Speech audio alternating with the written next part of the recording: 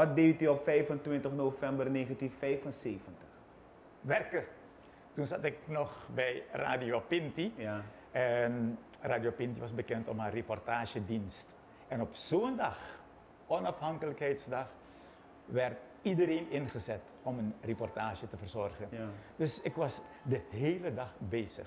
Midnight, bij de overgang van kolonie naar republiek, toen zat ik wel in de zendstudio. Okay. Want dan had je in André Kamperveenstadion Roy Hief en Ludwig Dirks en Erik Omzichter. Ja. Maar iemand moest ook schakelen in de studio. Ja. Dus ik zat op dat moment in de studio.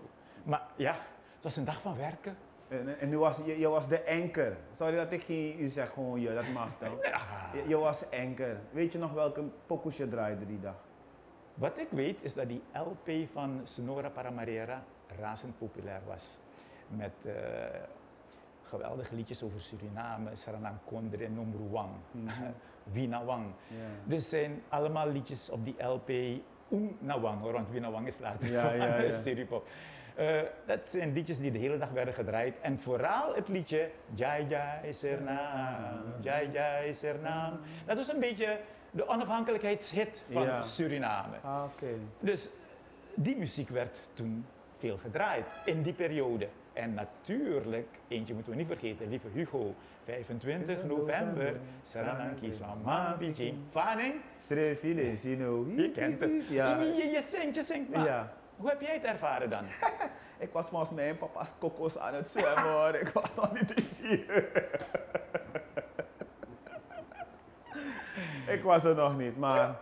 Was je er nog niet, Peter? Nee, ik ben van 81. Oké. Ja, ik ben van 81, maar als ik die beelden terug mag zien, dan denk ik van, het had wel wat moeten zijn voor de mensen die daar levelijk aanwezig waren. Vooral de echte patriotten, de echte Surinamangs.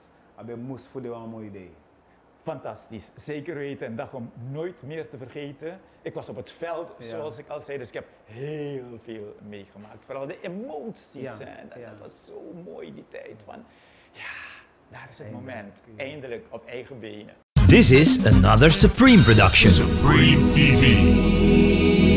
To entertain, to inform, to inspire.